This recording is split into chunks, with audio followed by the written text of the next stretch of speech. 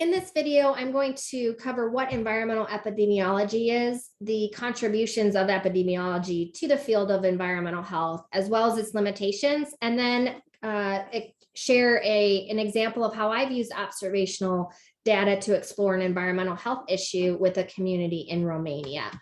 So by definition, environmental epidemiology is the study of diseases and health conditions that are linked to environmental factors. These exposures are usually involuntary and stem from ambient and occupational environments. Some of the contributions that epidemiology has had to environmental health, one key one is its concern with populations, and it's sometimes even called a population medicine. Another is the use of observational data, and I will go into that more with my example later in the video. And third here is the methodology for study designs. So the methodology is in environmental health and environmental epidemiology is standard epidemiological methods are used when studying the association between environmental exposures and health outcomes. So some different examples of environmental epidemiological studies would include topics around air and water pollution or the occupational environment with different physical or chemical agents, or even the psychosocial environment. Then descriptive and analytic studies, both of these, as I will go into a little bit more detail in just a little bit, is another contribution from epidemiology. But before I get into that, there are a couple key historical figures to mention. The first is Sir Percival Pott, and he was thought to be the first individual to describe an environmental cause of cancer. So this was huge, and he linked it actually to the occupation of chimney sweepers. He found that they had higher incidences of scrotal cancer than people in other occupations. And this was later found out to be due to the contact with soot. So from there, he was able to make public health recommendations to these workers for showering after work, for example, and protecting themselves from the soot as much as they could. But having that occupational link, and when a person spends hours and hours in the same environment and they had higher rates of scrotal cancer, he started looking into this more and came to that conclusion. Another historical figure is John Snow, and he is who linked a cholera outbreak in London to contaminated water. He did this through employing a natural experiment. And this methodology is used currently in different studies of environmental health problems. And actually, that's kind of how I explored the community in Romania as well. He also used both descriptive and analytical approaches, and I will go into those in just a minute. But this is the map of cholera cases that John Snow created. And so he mapped the cases of cholera here. So each case is indicated by a short line, and you can see where the pumps were. So he was able to see that the majority of cases were coming from a specific pump, and later determined the why, and that was where the water was coming from, and that pump had changed its source. So in terms of the difference between descriptive and analytic, descriptive is really looking at the depiction of the occurrence by disease by person, place, and time variables. So in John's map, he was mapping, the person, place, and time, or the case, place, and time variables on that map. Then analytically, he examined it to find the cause or the why. So analytical studies are etiologic and examine causal hypotheses regarding the association between the exposure and the health condition. So again, it's the why of the frequency or determinant of disease. Another sort of approach in environmental epidemiology is to also use this epidemiological triangle. And this is used to help describe the causality of infectious diseases. And it does provide a framework for viewing hypothesized relationships among agent, host, and environmental factors. So this can provide a good visual and a good way to approach different topics as well. By definition, the environment is going to be defined as the domain in which disease-causing agents may exist, survive, or originate. And all of these, of course, are external to the individual human host. So that would be the environment here. The host is going to be the person or other living animal. So birds, arthropods, deer, for example, that may host ticks and tick-borne disease, and ultimately spreading the tick-borne disease that affords substance or lodgement to an infectious agent under natural conditions. Then the agent is going to be the microorganism, chemical substance, or form of radiation whose presence or absence is essential for the occurrence of a disease. So next, I want to explore in more detail about using observational methods to identify environmental health risks. So environmental epidemiology is actually primarily an observational science, and it takes advantage of those naturally occurring situations. So similar to John Snow with his natural experiment, really looking at naturally occurring situations to get at uncovering the occurrence of disease. The majority of research on human health associated with the environment does use observational methods. It's unethical to, do maybe more randomized control type designs or try to put somebody in harm's way through, exposing them to different environmental factors. So non-randomized design is used. So there is the problem of inferring causation with that. But you can choose the exposures to study, but you just can't influence them. So those are somewhat limitations of that. So now I'm going to take you to Dallas, which is a sub-community or settlement in Patarat, Romania. And Patarat is an area of several, I think there's 4 communities there in Romania. These communities live and work off of the local landfill, which is down the road. The landfill has since been closed from when I did this study, but there are still a few that go out and scavenge that. But what I did multiple different methods, but I used a mapping method. But I'm going to just show you how I used observation and photography and walkthroughs in the community to come up with some potential causation for some different issues, but that would need to be further studied down the line. So it provided recommendations because as the chapter started, environmental epidemiology is a complex field. So in some cases, it's going to provide keen insights into environmentally caused diseases. Others may be more unclear that are going to need to be followed up with other types of studies. So my recommendations were to have some more follow-up studies from what I observed. So walking through the community, you can definitely see there is a lot of waste here. They did not have waste removal for their community, so it ended up in their community. But walking around, so this hole right here is a water source.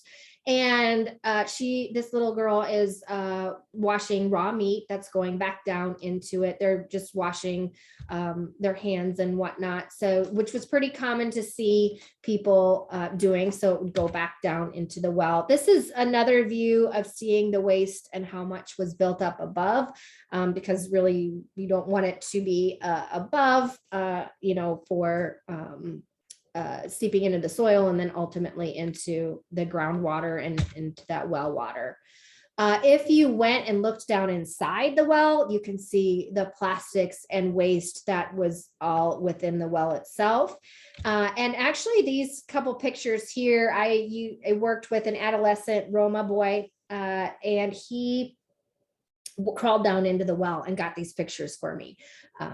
So that was another layer that I used in this study. This is just another view, another type of well they had in the community, the stagnant water around and the different, potential for environmental health diseases from stagnant water is here as well. So you can see that, and then inside that well, again, the contamination or potential for contamination.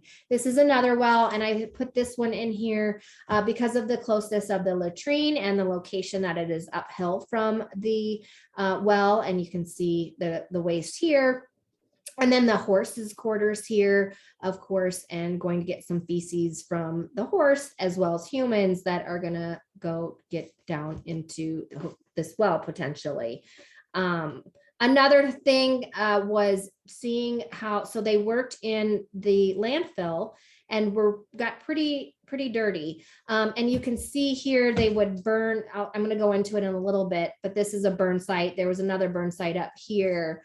And they burned the electrical wiring, and I'll go into that in more detail. But this is very difficult to wash off, so constantly having contaminated soil potentially in your hands and your mouth and whatnot with these kids particularly.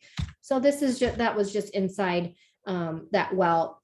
So going more into the burning methods, so they burned the wiring off of cording, for example, because the metals were really the most lucrative for them to recycle and get the most money from.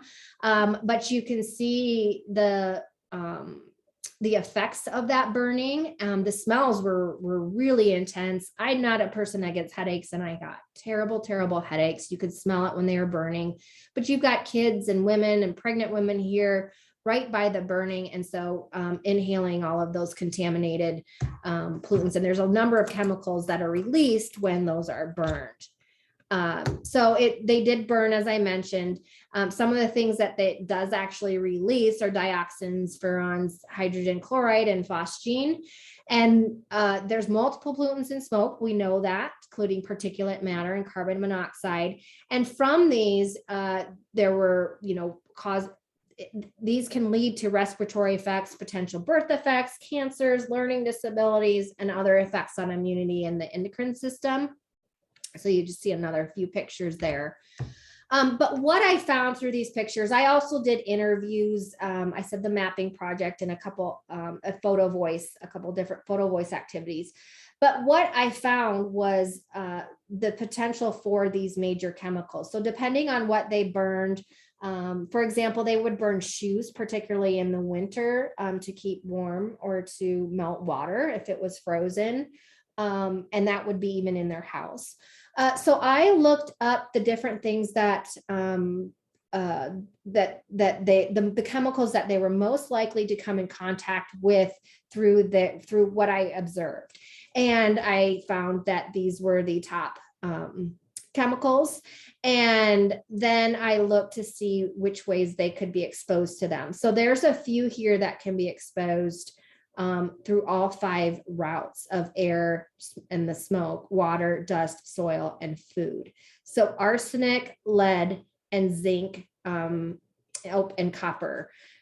So ideally, down the road would be some more testing to see what types of levels were in the systems.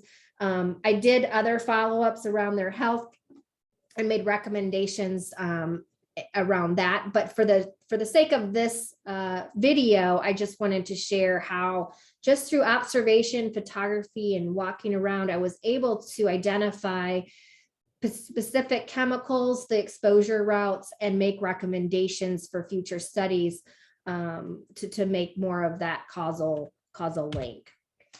There are some limitations, of course, with my study, but also faced by epidemiologists trying to study the relationships between exposure and disease outcomes, particularly related to community environmental health and pollution. And so these were in your book. Some of the challenges are in that climate change article as well. That was for this week, the climate change epidemiology and methodological challenges.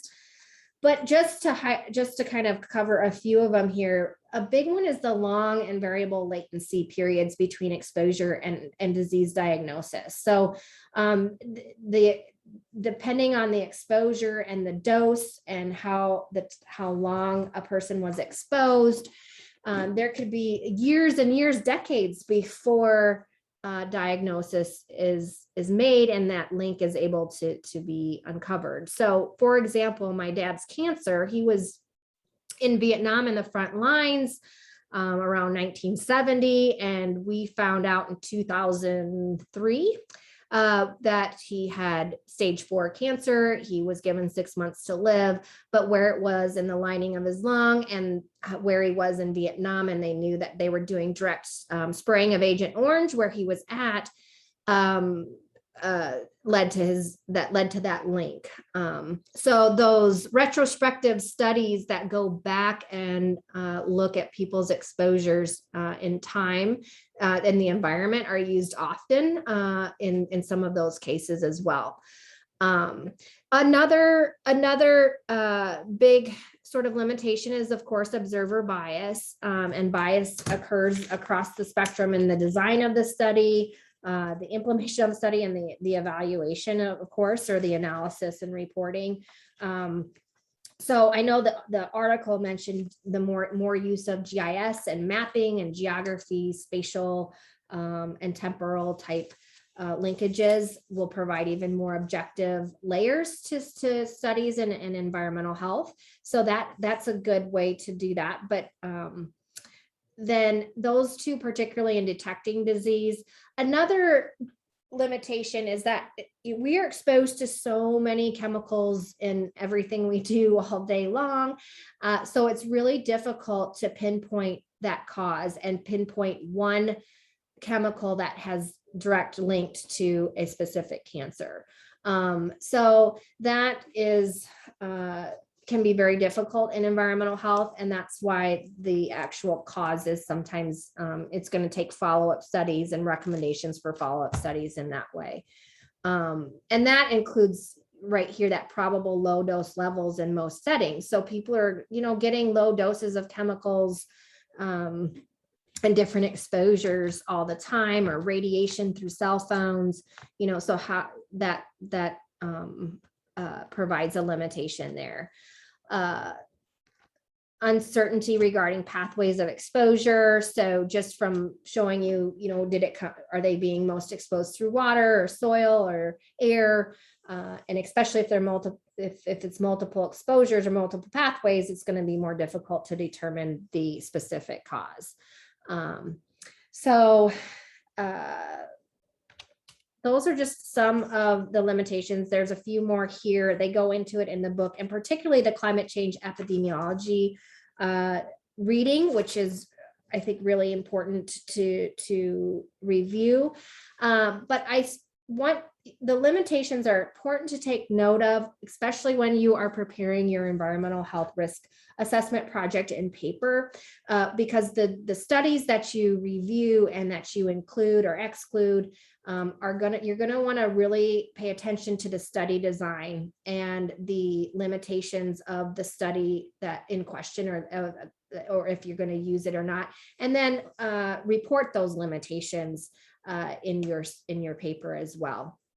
So that is all for this video, and make sure to definitely look into the different study designs and understand those and think about them and the limitations as you read through the literature for your project.